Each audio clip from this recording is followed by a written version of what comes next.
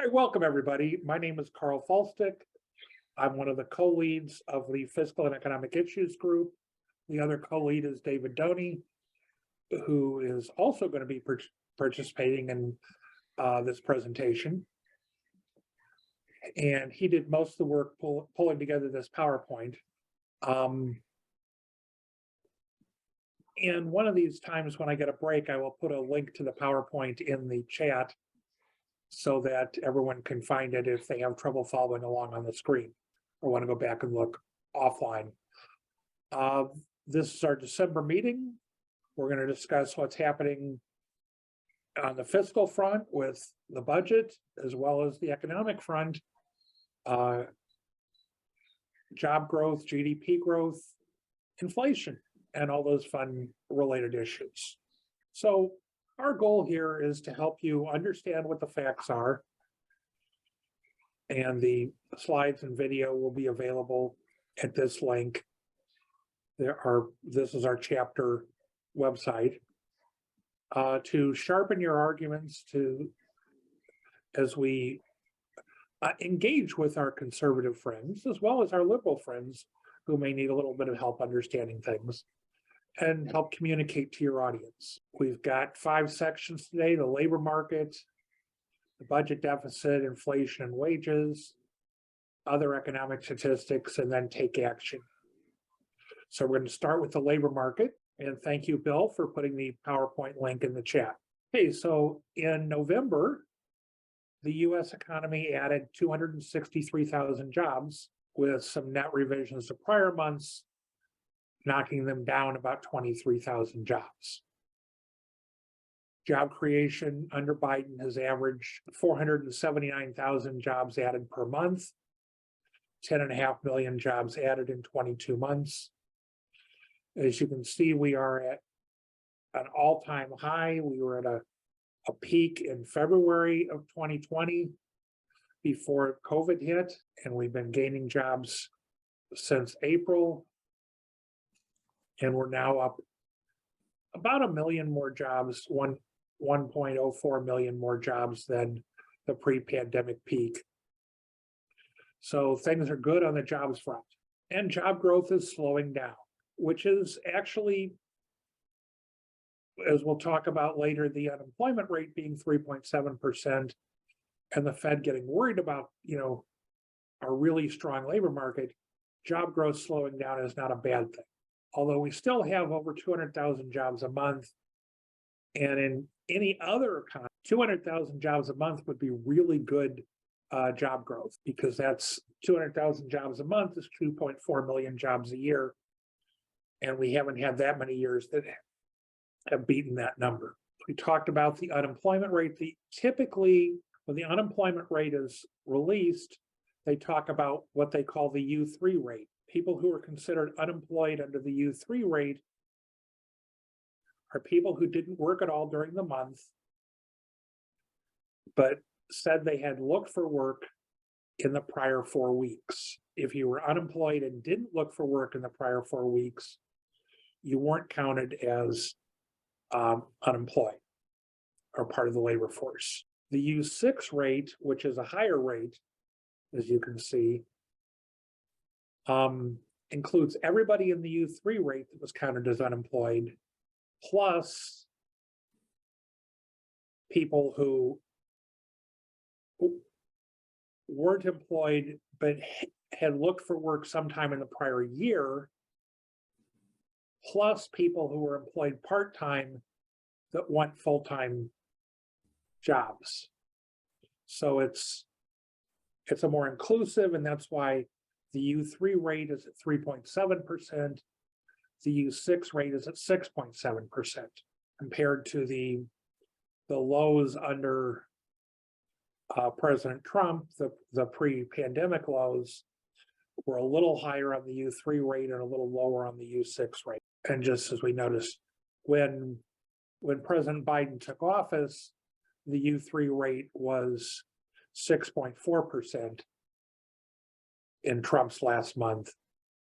And so it's come down quite a bit since Biden took office. Now, there are 2 surveys that the Bureau of Labor Statistics conducts every month. One is the establishment survey, which gives us the payroll jobs, and companies report how many people they have on their payroll.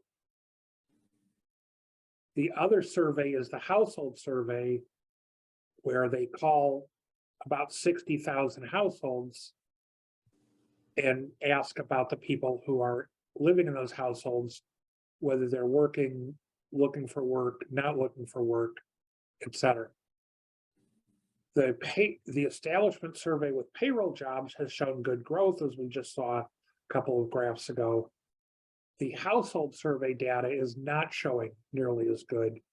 As you'll see, in September, we were at 164,689, well, 164,689,000 in the labor force, 158,936,000 people working. And those numbers have come down in the last couple of months. It's unclear whether these are a couple of months of anomalies, given what's happening on the payroll jobs front. They probably are, but we'll have to wait and see what happens. This survey, because it's a household survey of a minority of the households, tends to be more volatile than the establishment survey. Okay, did I just jump to? Okay. So as we talked about, payroll jobs are reported from the establishment survey. Employment, number of people working, is from the household survey. A couple of differences. If you are working 2 jobs, you get 2 payroll jobs reported in the establishment survey, and the household survey will report 1 person employed working 2 or more jobs. On the other hand, the household survey will pick up your Lyft and Uber and food delivery drivers who are 1099 workers, but not W-2 employees. So they tend to move together over time. Since May of this year, the household survey has not shown the kind of growth. So what we may be seeing is a lot of people that were working those sorts of Uber, Lyft, Grubhub type food delivery jobs have moved over and found payroll jobs. So that would cause the jobs in the establishment survey to grow, but the number of people employed in the household survey doesn't grow when that happens. Carl, question. Certainly. When you say establishment survey, is that all establishments, everybody that reports the employee data every month, or is that just the top companies across the country? It is supposed to include every establishment. It obviously doesn't, because they go and survey the establishment they know of, but I'm not coming up with an example right now, but there may be a restaurant that folded that they went and sent a survey to that didn't get responded, and a new restaurant may have opened up in that space that they don't know about yet. So that's why there's some uncertainty on the monthly establishment survey numbers, and why, as they get additional data that comes in over the 2 months following, you'll get some revisions to the establishment survey data. And then at some point, like in the first half of 2023, they'll go ahead and get all of the unemployment taxes returns that companies file and revise the jobs numbers again, because that'll give them a better number of how many payroll jobs there are. And the establishment survey, that is seasonally adjusted, if I remember right from prior meetings. But all of these are seasonally adjusted, so they assume that there's more people working during the Christmas rush, a lot of temporary employees and stuff hired on for the Christmas season. You tend to get employees terminated for various reasons after the Christmas season. UPS and other delivery companies are adding temporary workers currently to try and get all of your purchases delivered by Christmas, or happy second night of Hanukkah to all who celebrate that. Because I guess we're supposed to get gifts on the 8 nights of Hanukkah. But yes, both of these surveys are seasonally adjusted for the months. During COVID, the seasonal adjustments were a little bit wacky, to say the least. Employment to population ratio for prime age workers, 25 to 54. This is an attempt to exclude the people that are retired and the people that are students. And so most retirees and students are outside of this age range. That's not entirely true. We've got grad students who are over age 25, and some tech billionaires are retiring before they reach age 54. Good for them, but they're not a huge number. So what you have is pre-pandemic, we had an employment to population ratio of 80.5%. It's dropped down during the pandemic to 69.6. It's come back up, although, as I mentioned, it's come down a little bit recently. And so we're at 79.7%, a little less than 1% lower than pre-pandemic. I would also point out that over the long term, especially when you look at men, the employment to population ratio and the labor force participation ratios have been coming down slightly since we started keeping the statistics back in the 1940s, I think. But this gap of a lower employment to population ratio, we're short about 1 million workers. I would also, just as an aside, point out our conservative friends like to point out that Illinois has one of the highest unemployment rates of any state. We also have a higher than average employment to population ratio. What we have versus a lot of states is a lot more people who want to work and are working in Illinois versus other states. So when they talk about the unemployment rate in Illinois, that's somewhat misleading, because our employment rate, the overall employment to population ratio, is higher than in most states. Off the top of my head, I don't know exactly what those stats are, but I think we're about 1 percentage point higher than the national average. Why hasn't the labor force returned to its pre-pandemic trend? We have what was the projected trend back in January 2020 from the CBO, and we have what has actually happened. Obviously, we have a labor force that cratered during the pandemic, March, April of 2020, and has been climbing back, but is not near either where it was pre-pandemic or where it would have been if the pre-pandemic trend had continued. And this is the labor force participation rate for ages 16 plus. Likewise, reached a pre-pandemic peak, crashed, and has come back, but not back to the pre-pandemic peak. I will point out that neither of these axes are anchored at 0, so you can highlight the variation. But if you did anchor these at 0, it will look a lot closer to flat. So we're missing 3.5 million from the 16 and over labor force. And again, this is everybody 16 and over, including 85-year-old retirees. So we talk about the gap as minimal among prime age workers, but it's big among people who are 16 plus. Where are they?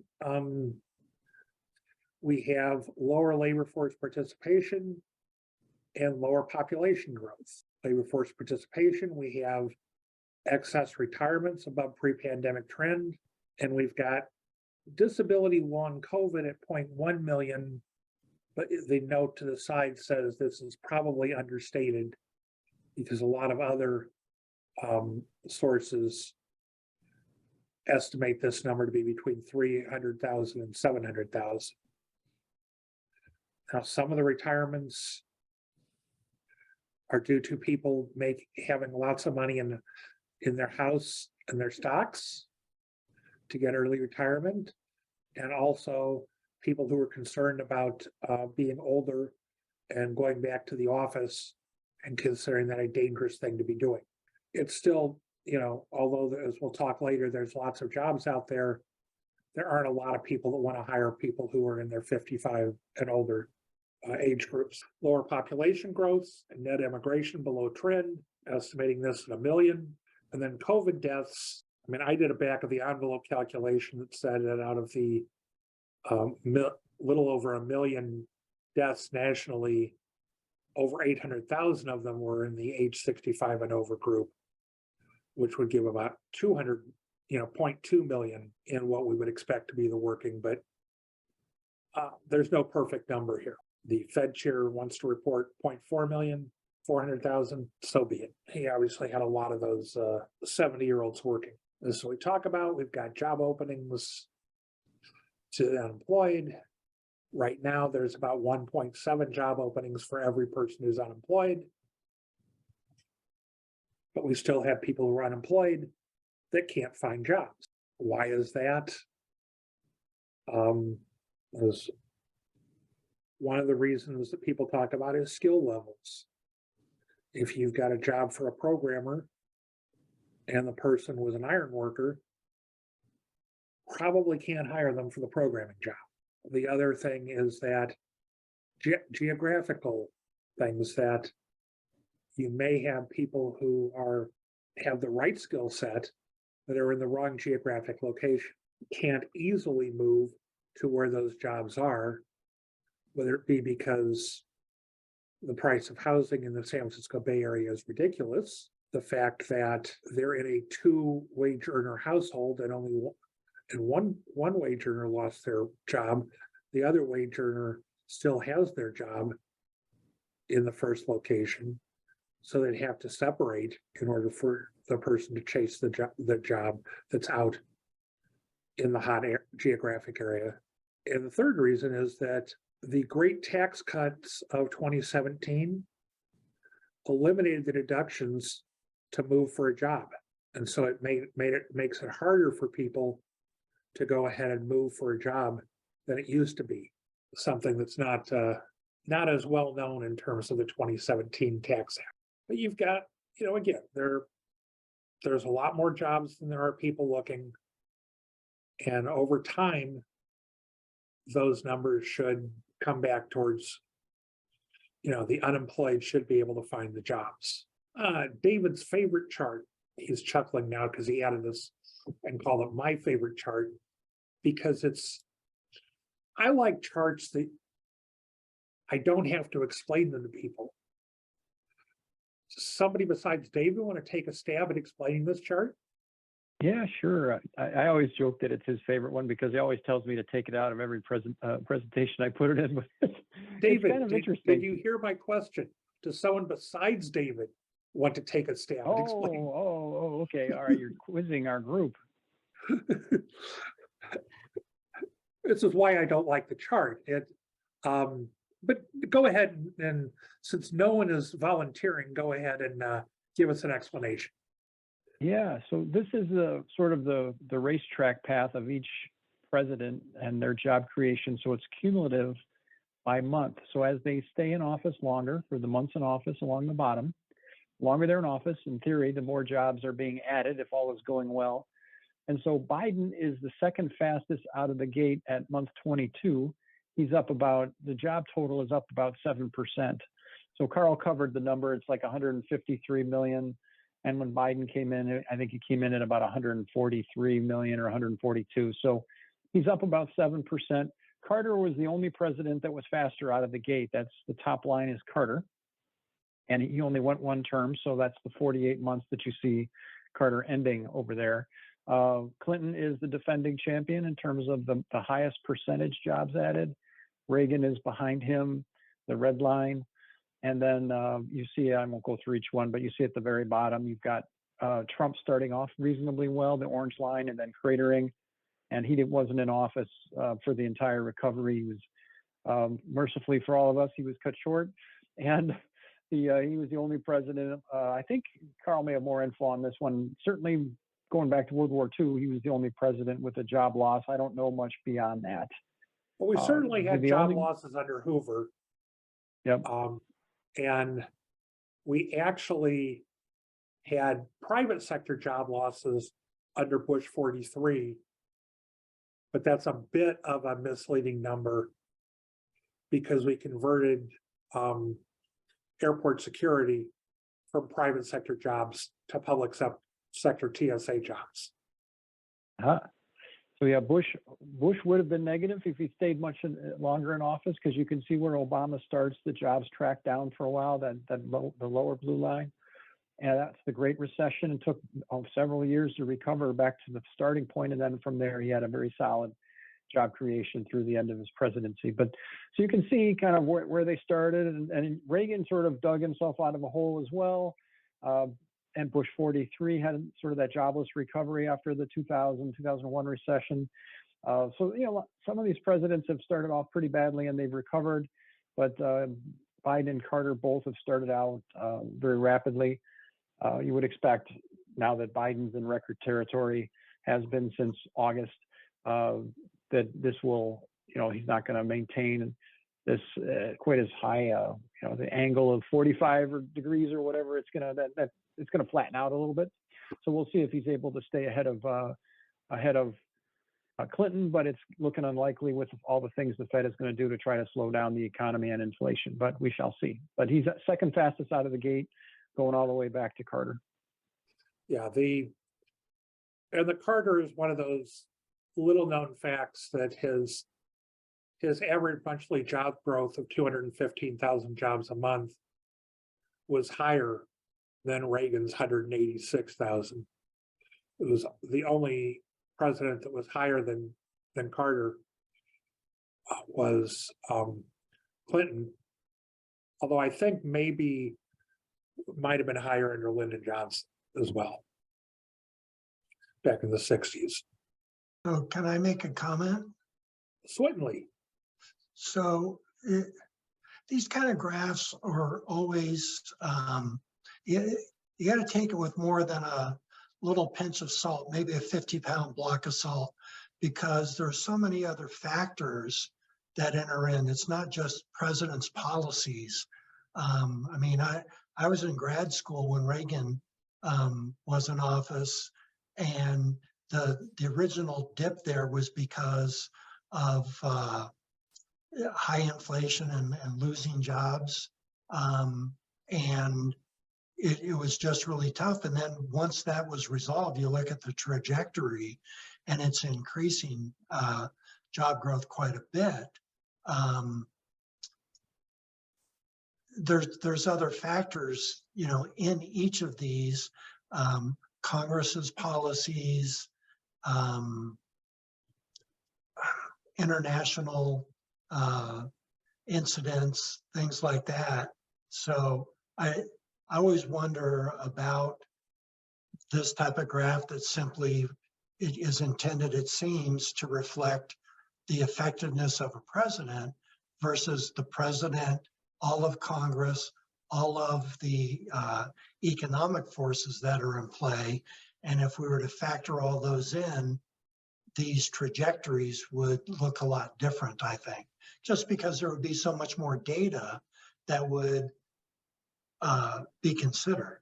Agreed. Certainly the Paul Volcker recessions, when we raised interest rates to combat inflation, affected the Reagan years as well as the 1980 under Carter. David has some slides later on in the presentation, I believe, about the growth under presidents and how some of those other factors, like is Congress Democratic or Republican, et cetera, and how that affects these growth numbers under presidents and we'll defer that to later in the presentation. Okay, yeah, and a comment similar to that is if we want to communicate, I'm going to say a very well-rounded message that people then could use in whatever political discussions they're having.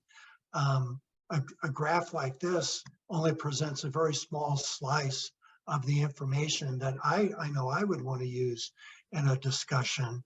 It doesn't present the rest of the information that I would want to use. Yeah.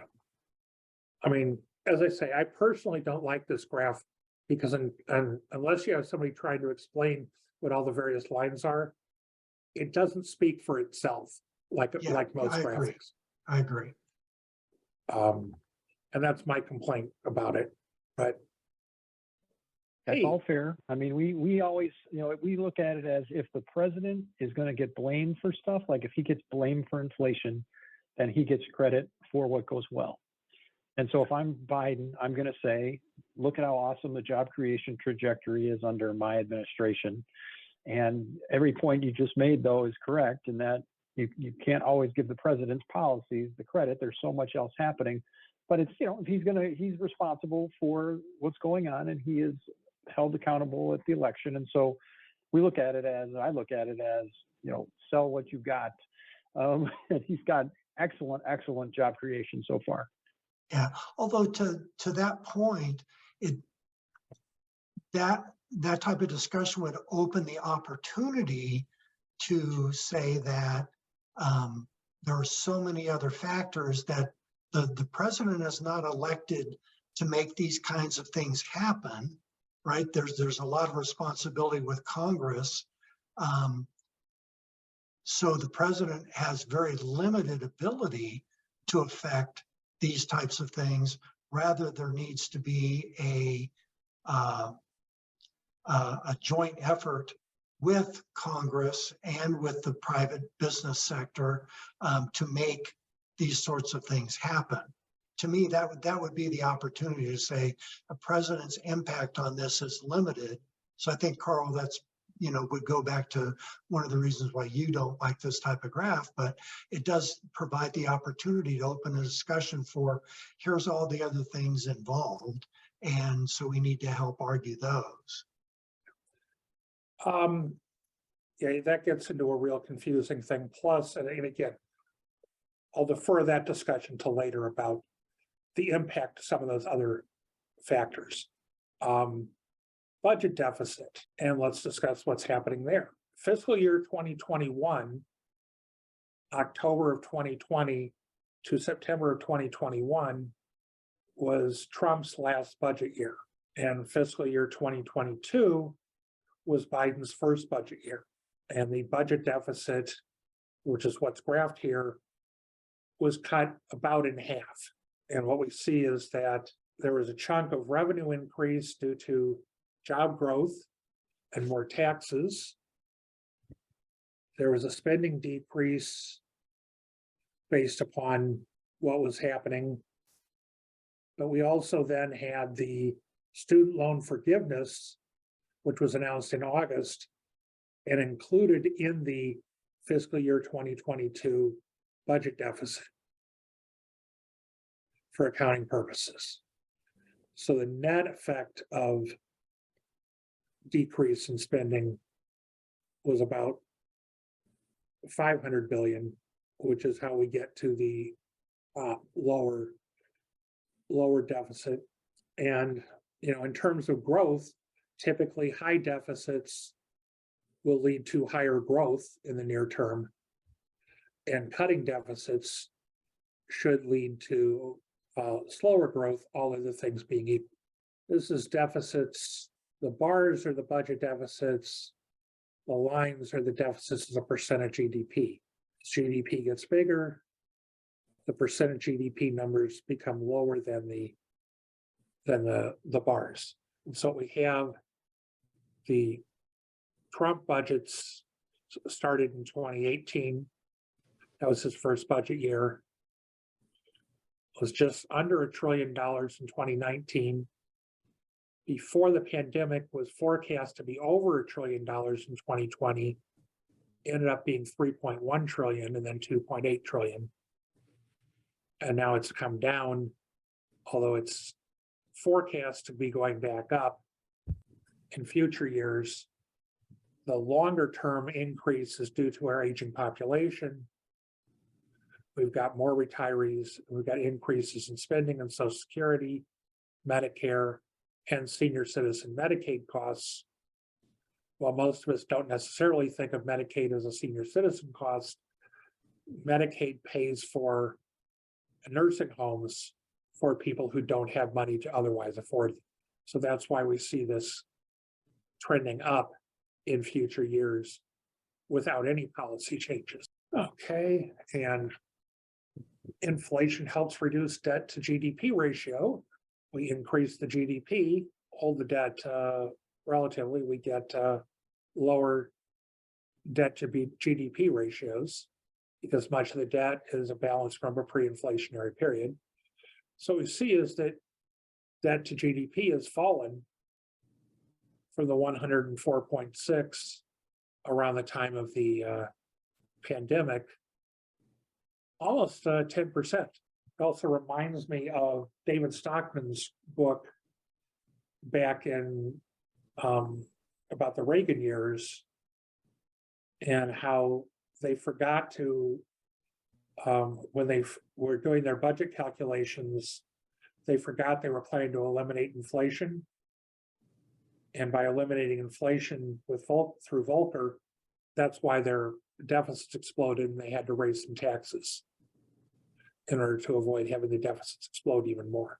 Security assistance, I guess this tells a couple of stories. Number one, our largest recipients are Ukraine by far, Afghanistan, Israel, and Egypt.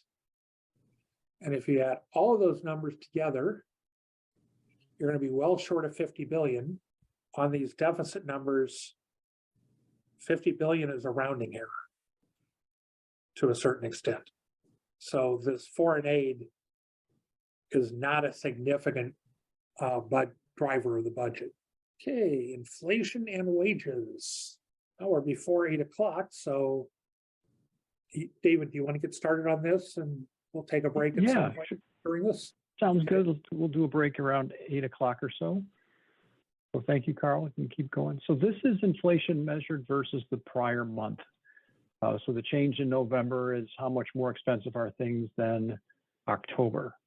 And so these are fairly small numbers. You probably heard the 7 to 9% numbers. We'll cover those in a second. So you can look at the graph. You can see these bars are pretty tall all the way through June, and then they're very small thereafter. We actually had in July no inflation. Prices in July were not higher than June. In fact, if you go to a couple of decimal places, we actually had slight deflation. That number was slightly negative in July. Prices came down a little bit.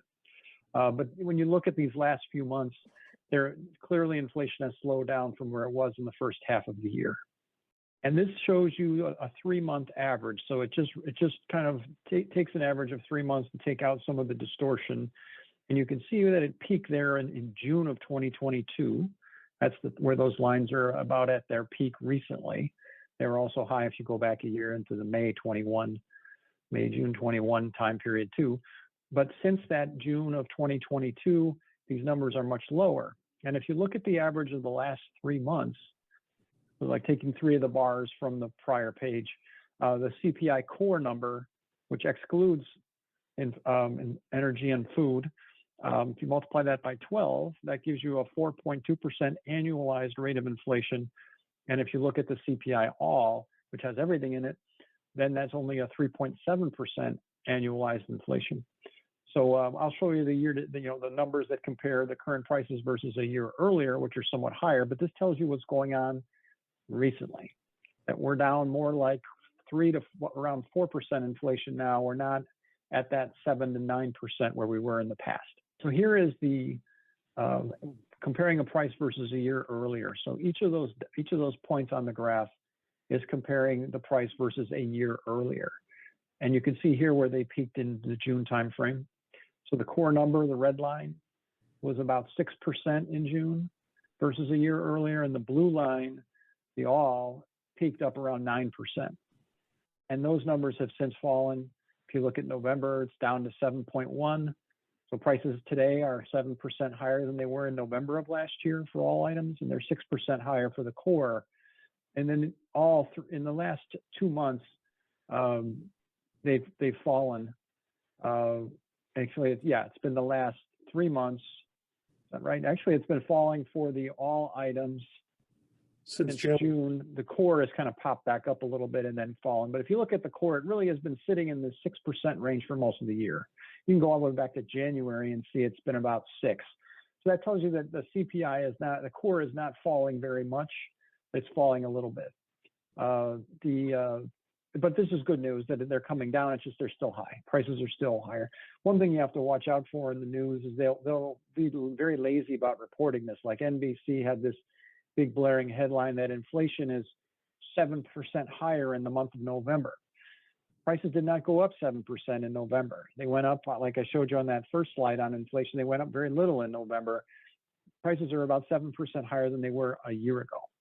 This breaks it down into the different categories. So you can see the 7.1% there for all items, and then the 6 for the all items, excluding food and energy, the core. The box part compares versus a year earlier. The part that is not boxed just shows you the month change, so the month versus the prior month. Only this rightmost box this rightmost column that I've boxed in shows the year, the change in the price for the year. So you can see what's happening is that energy prices are highlighted there in yellow. They've been coming down, but food is still going up.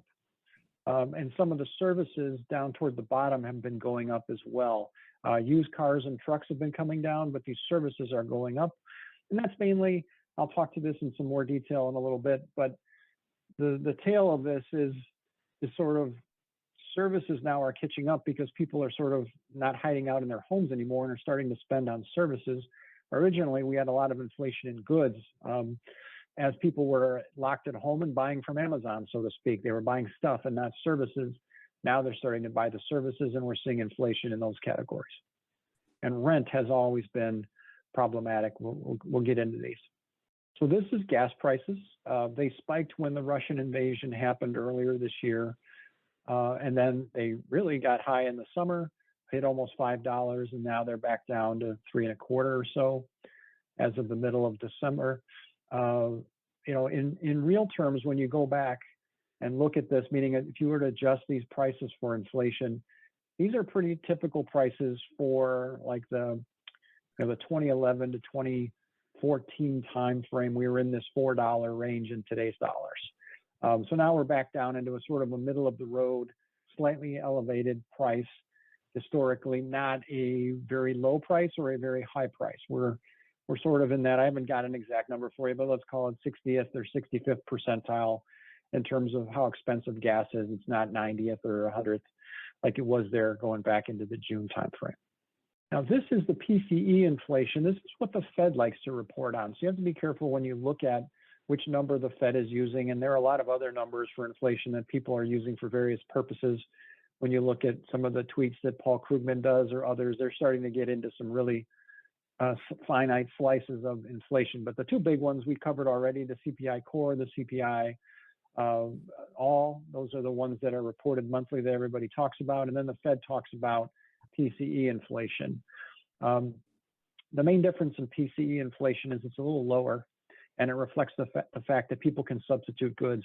So if you were buying, let's say, meat, and meat prices go way up, but chicken didn't go up, and now you're buying chicken, it's that kind of idea of consumers will substitute goods, and that's why this PCE number is always a little bit lower.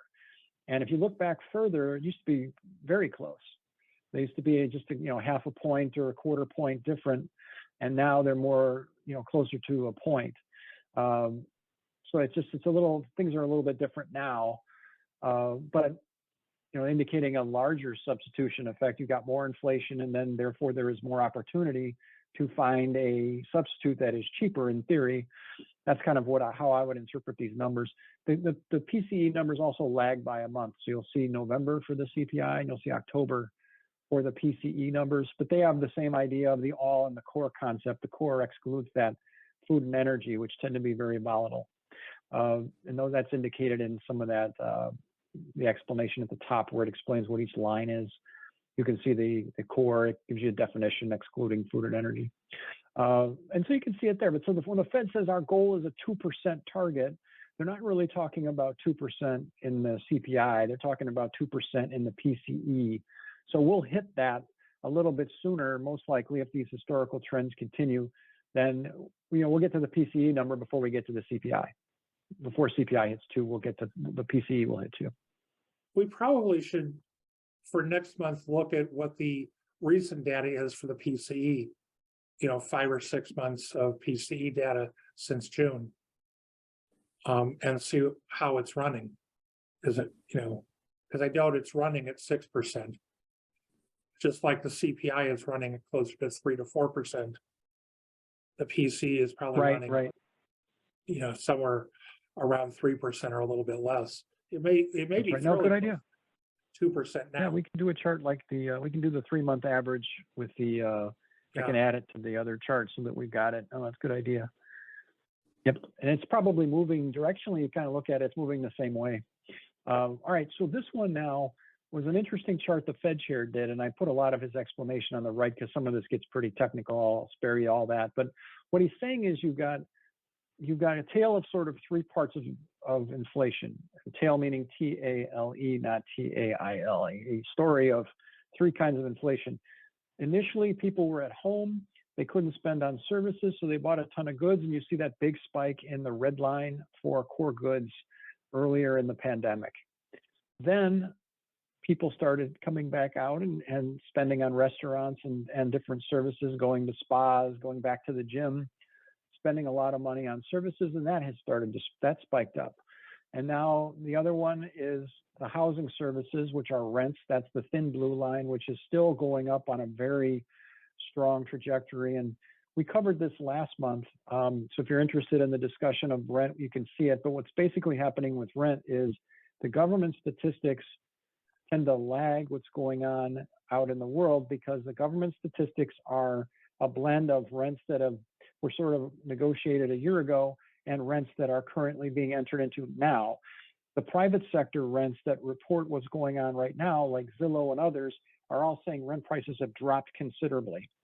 And so different estimates I've read are showing that we'll probably have another 6 months of this blue line going up, and then that will begin to come down dramatically because we're seeing today that rents have fallen significantly from their peaks. And that's good news, but it's not going to show up in the official data for a while because the official data, again, is that blend of old rents and new, these real-time rent type indicators, what they call asking rent, kind of what's advertised today. That's what Zillow and others are showing as rent. So the good news looking at this is the core goods, the red line is coming down. The core services are kind of coming down a little bit, kind of moving sideways, but still, not really coming down too much, but a little. They're not going up. Let's put it that way. But the rent is still going through the roof. And these things are not all weighted the same. Rent is very heavily weighted in what people spend their money on. And so rent is really a big chunk of what's driving, let's call it a third of what's driving our inflation numbers now is probably rent. And it is probably overstated for a couple of reasons. One, as you talk about, is the lag factor. The other is the, imputed rent, whatever. I own my condo on a fixed rate mortgage. I've seen a little bit of inflation in my property taxes. Well, I haven't, but that's a whole different story. But most people have not seen any or much inflation in terms of their mortgage payment. Principal, interest, insurance, and property taxes all lumped together are going to see inflation rates that are much lower than this. It's people who had to go out and buy in the markets that have had the spike in housing costs. Yep, good point. And hopefully Chairman Powell will look at that the next time before he raises rates again. but I won't hold my breath. All right. I think it's 8 o'clock. Before we switch gears and talk about inflation versus wages, which is generally good news, actually,